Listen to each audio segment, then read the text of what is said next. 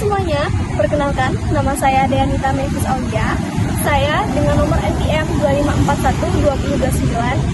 2541-2029 dari Prodi S1 Akuntansi kelas 25A. Di sini saya akan membahas dua topik, yaitu yang pertama, isu politik dan juga isu budaya. Di dalam isu politik, di sini saya mengambil materi tentang korupsi dan juga kebijakan yang tidak pro rakyat.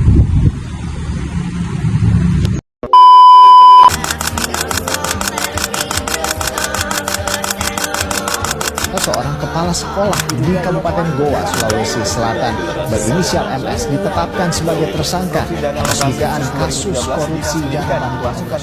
Tersangka akan ditahan selama 20 hari untuk pengembangan kasus korupsi yang melibatkan sejumlah pejabat daerah. KIP, dana bos, banyak hancur ini. Gak usah tambah berat kalau memang banyak korupsi uang negara habis, bukan untuk rakyat.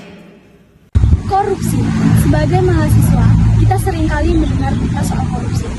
Korupsi menciptakan ketidakadilan ekonomi dan juga merusak kepercayaan publik.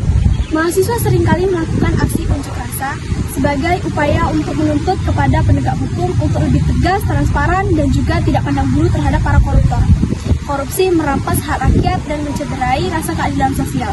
Penegak hukum yang tebang pilih menunjukkan tidak adanya adab dan juga keadilan dalam bernegara. Korupsi merupakan pelanggaran berat terhadap nilai-nilai Pancasila, terutama sila kedua dan juga sila yang kelima. Pendidikan di Indonesia masih menyimpan segudang permasalahan yang belum terselesaikan oleh pemerintah. Kebijakan yang tidak pro rakyat.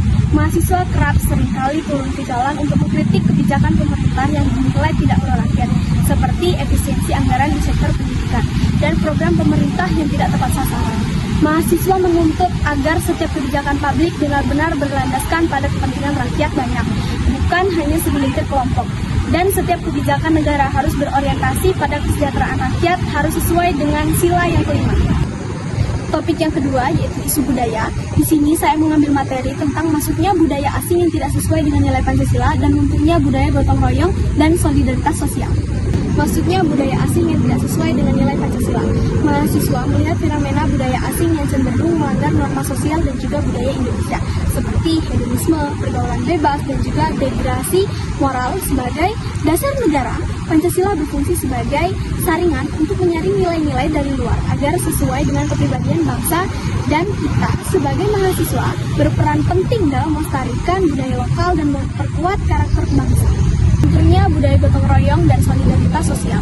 Di era digital seperti sekarang, saya sebagai mahasiswa melihat bedarnya semangat gotong royong dan solidaritas sosial di tengah masyarakat.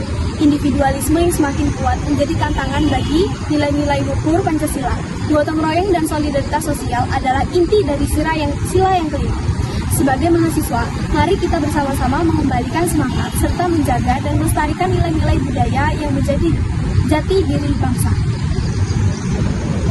Baiklah, sekian video isu politik dan juga isu budaya. Saya akhiri. Wassalamualaikum warahmatullahi wabarakatuh.